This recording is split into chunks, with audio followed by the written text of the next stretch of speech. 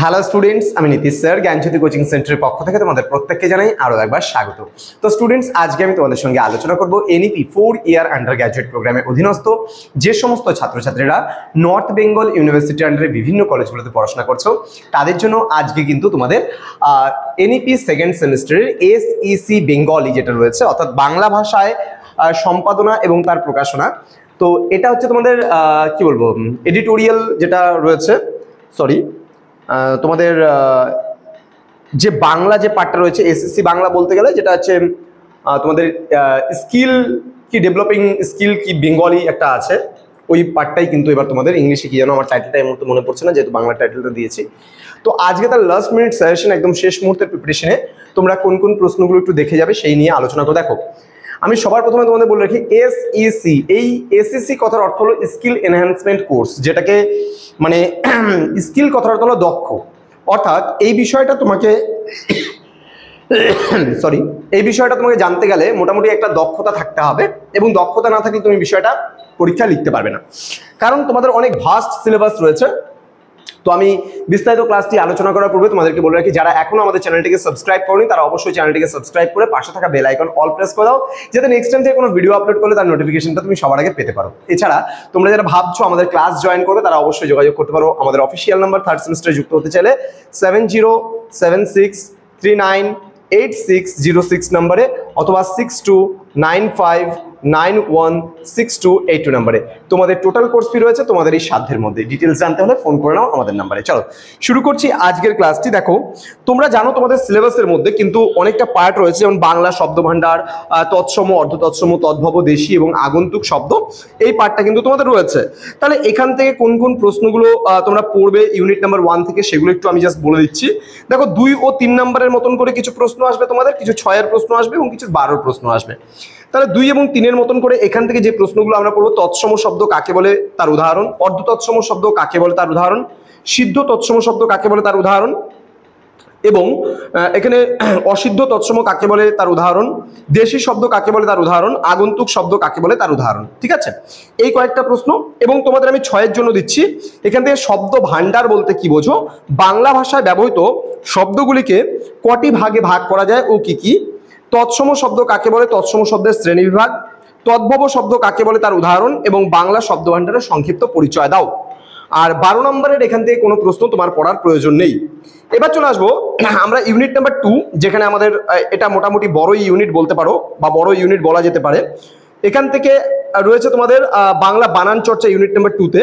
এখানে বাংলা বানান সমস্যা, বাংলা বানান বিধি, পশ্চিমবঙ্গ বাংলা একাডেমি, বিসর্গ চিহ্নের ব্যবহার, হস চিহ্নের ব্যবহার, উম বা অনেকস্বর চিহ্নের ব্যবহার, কয় রস্যি কয় দীর্ঘি এর ব্যবহার, বা রস্যই দীর্ঘ এর ব্যবহার, রস্যু দীর্ঘ এর ব্যবহার, ওকারের ব্যবহার, সত্য বিধান নত্য বিধান, না নি নের ব্যবহার, বসিনার ডাবিনার ঢসনার এর ব্যবহার, জফালার ব্যবহার, যুক্তাক্ষর ভাঙা রীতি বাংলা, তো ইত্যাদি বিষয়গুলো আমাদের এখানে পড়তে হবে। তার মধ্যে 2 ও 3-এর জন্য আমরা কি পড়বো বলছে, রস্যই এবং দীর্ঘই কারের প্রয়োগ দেখাও। নেক্সট, বিসর্গ যুক্ত দুটি শব্দ লেখো। নত্যবিধান ও সত্যবিধান কাকে বলে উদাহরণ দাও। নেক্সট, কি কয় রস্যি কি এবং কয় দীর্ঘি কি এর ব্যবহারের রীতিটি উল্লেখ করো। নেক্সট, হস চিহ্নযুক্ত দুটি শব্দ লেখো। নেক্সট, উম এবং অনেকস্বর এর ব্যবহার কি। দেন রস্যু এবং দীর্ঘ এর প্রয়োগ দেখাও। নেক্সট বলেছে ও কার এর প্রয়োগ দেখাও। দন্তান্বয় আকার, দন্তান্বয় রস্যি এবং দন্তান্বয় একার এর ব্যবহারের ব্যবহার রীতিটি উল্লেখ করো। নেক্সট বলছে জফালার ব্যবহার উল্লেখ করো, বা জফালার ব্যবহার কি। আচ্ছা, প্রশ্নমান 6-এর জন্য আমরা যে প্রশ্নগুলো পড়ব তার মধ্যে এখানে রয়েছে কলিকাতা বিশ্ববিদ্যালয়ে প্রবর্তিত বাংলা বানান সংস্কারের 6টি বিধি উল্লেখ করো, এবং বাংলা বানান সমস্যা আদৌ কি রয়েছে, যদি থাকে তাহলে সমস্যাগুলির বিষয়ে লেখো। একদম ম্যাক্সিমাম কোশ্চেন সোলে হতে পারে, আমি তোমাদের বলে দিচ্ছি সব রকম ভাবেই। তারপরে 12 নম্বরের জন্য বাংলা বানান সংস্কারে রবীন্দ্রনাথ ঠাকুরের অবদান, বাংলা বানানের নিয়মাবলী, এবং কলকাতা বিশ্ববিদ্যালয়ে বাংলা বানানের ক্ষেত্রে কি কি নিয়ম বহাল রেখেছেন সেই সম্পর্কে লিখতে বলেছে এখানে 12 নম্বরে। ঠিক আছে, এবার আমরা ইউনিট নাম্বার 3 থেকে আমরা পড়বো বিরাম চিহ্ন। দেখো, বিরাম চিহ্ন থেকে পার্টিকুলারলি কোনো সাজেশন তোমাদের হয় না, তবু আমি বলছি জ্যোতি চিহ্ন বা বিরাম চিহ্ন কাকে বলে, এখানে ছেদ ও জ্যোতির মধ্যে পার্থক্য কি রয়েছে। ঠিক আছে, জ্যোতি বা বিরাম চিহ্নের কাজ কি, জ্যোতি বা বিরাম চিহ্নের বিবর্তন কি করে হয়েছে সেটা, বিরাম চিহ্নগুলির পরিচয় যেমন কমা, সেমিকোলন, দাড়ি, প্রশ্নচিহ্ন, বিস্ময়বোধক চিহ্ন, কোলন, কোলন ড্যাশ, এগুলো কোথায় কোথায় ব্যবহার হয় এই বিষয়গুলো তোমাদের জানতে হবে, হাইফেন, আরও অনেকগুলো বিষয় রয়েছে। এবং বিভিন্ন চিহ্নগুলোর ব্যবহার কিন্তু অবশ্যই পড়বে, যেমন বিরাম চিহ্নের ব্যবহারগুলোর মধ্যে কমার ব্যবহার, সেমিকোলনের ব্যবহার, দাড়ির ব্যবহার, প্রশ্ন চিহ্নের ব্যবহার, বিস্ময় চিহ্নের ব্যবহার, উদ্ধৃত চিহ্নের ব্যবহার, হ্যাঁ, তারপরে হচ্ছে সিঙ্গেল কোটেশনের কি ব্যবহার রয়েছে, ডাবল কোটেশনের কি ব্যবহার রয়েছে, বা জোর উদ্ধৃতি যেটাকে আমরা বলি, কোলন, কোলন মানে দুটা পুটুলি পুটুলি, এই যে এরকম ধরনের দুটা পুটুলি পুটুলি থাকলে ওকে বলে কোলন, তাহলে কোলনের কি ব্যবহার রয়েছে, ড্যাশের কি ব্যবহার রয়েছে, আমরা একটা ড্যাশ দিই এরকম ধরনের, এটার কি ব্যবহার রয়েছে, তারপরে হাইফেনের কি ব্যবহার রয়েছে তোমাদের বলা হয়েছে, ঊর্ধ্ব কমা বা লোভ চিহ্নের কি ব্যবহার রয়েছে, বন্ধনী চিহ্ন বা ফার্স্ট ব্র্যাকেট, সেকেন্ড ব্র্যাকেট এবং থার্ড ব্র্যাকেটের কি ব্যবহার রয়েছে, ত্রিবিন্দুর বা ট্রিপল ডট, এক বিন্দু বা সিঙ্গেল ডট, তারকা চিহ্ন, তিন তারকা চিহ্ন, বিকল্প চিহ্ন, তো এগুলো জিনিসের কি ব্যবহার রয়েছে এবং বিরাম চিহ্নগুলো কোথায় কোথায় ব্যবহৃত হচ্ছে সেই বিষয়গুলো কিন্তু তোমাদের ইউনিট নাম্বার 3 থেকে পড়তে হবে। চলে আসবো ইউনিট নাম্বার 4, যেখানে আমাদের রয়েছে বাংলা টাইপিং। দেখো বাংলা টাইপিং এর বিষয়টা আমি যদি বলি, তোমরা অনেকেই আছো যারা কলেজে পড়াশোনা করছো, কিন্তু তোমরা দেখবে যে কম্পিউটার তোমরা কোর্স করেছো এবং কম্পিউটার কোর্স করতে গিয়ে তোমাদের অনেক জায়গাতেই বাংলা টাইপিং বিষয়টা শিখিয়েছে। যেমন ক লিখতে গেলে আমাদের অনলি ক এবং ও লিখতে হবে টাইপিং এর ক্ষেত্রে, তবে কটাকে আমাদের মানে আমরা প্লেস দিতে পারবো। দেন খ দিলে কে, এইচ ও খ। তো এইভাবে করে বাংলা টাইপিং এর যে বিষয়গুলো রয়েছে সেগুলো একটু দেখে যেতে হবে। যারা আমাদের কাছে অ্যাডমিশন নিয়েছো তোমাদের দেখবে দেওয়া আছে, সেখান থেকে তোমরা করে নিতে পারবে।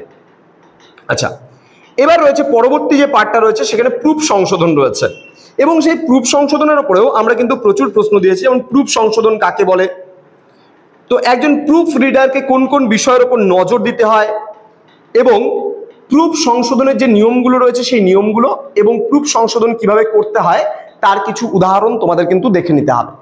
আমরা অলরেডি করিয়েছি, ইউটিউব চ্যানেলে দিয়ে দিয়েছি, সেটা একটু দেখে নেবে তোমরা, আমি কিন্তু ভালো করেই করিয়ে দিয়েছি।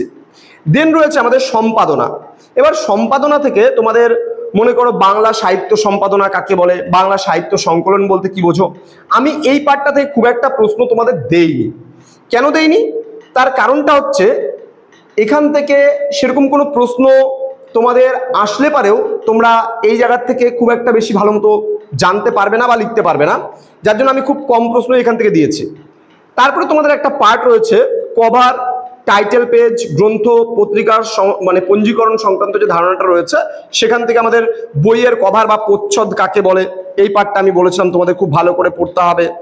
তারপরে গ্রন্থপঞ্জি কাকে বলে খুব ভালো করে পড়বে এই পার্টটা, গ্রন্থপঞ্জি আসবে পরীক্ষায় প্রশ্নটা, গ্রন্থপঞ্জি কয় প্রকার ও কি কি খুব ভালো করে পড়বে।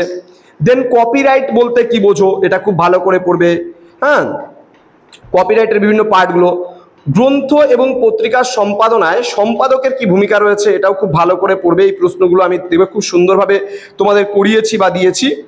আচ্ছা, নেক্সট রয়েছে একটি বইয়ের কভার বা মলাট সম্পর্কে তোমার ধারণা ব্যক্ত করো। এই পার্টটা ভালো করে পড়ে, বড় প্রশ্নের জন্য আসতে পারে। আমি প্রত্যেকটা প্রশ্ন তোমাদের কিন্তু খুব সুন্দর করে দিয়েছি, ঠিক আছে। তো এগুলোই খুব ভালো করে পড়বে। এছাড়া তোমাদের দেখবে যে আরো বেশ কিছু পার্ট আছে, যেমন প্রচ্ছদ কাকে বলে, ব্লার্ব কাকে বলে, নামপত্র কাকে বলে, আখ্যাপত্র কাকে বলে, ফোলিও কি, তোমার হচ্ছে ব্যাক কভার কি, পুস্তানি কি, পাণ্ডুলিপি কি, পাণ্ডুলিপি থেকে খুব ভালো করে পড়বে, প্রশ্ন আসতে পারে। প্রুফ এবং তথ্যসূত্র বলতে কি বোঝো এই পার্টগুলো পড়বে। দেখো আমি কিন্তু একটা জাস্ট ওপরে তোমাদেরকে প্রত্যেকটা বিষয় আমি বলে দিলাম, এই কারণেই বলে দিলাম যে তোমরা কোন কোন ইউনিট থেকে কোন কোন প্রশ্নগুলো খুব ভালো করে দেখে যাবে, কোন কোন প্রশ্নগুলো খুব ভালো করে পড়বে, তাহলেই কিন্তু তোমাদের হয়ে যাবে। তো স্টুডেন্টস, তোমাদের সঙ্গে দেখা হচ্ছে খুব তাড়াতাড়ি আরো একটা নতুন ক্লাস নিয়ে। তোমরা প্রত্যেকে ভালো থেকো, সুস্থ থেকো, আর পরীক্ষার জন্য প্রত্যেককে all the best. Thank you so much, thanks for watching. After all, thank you.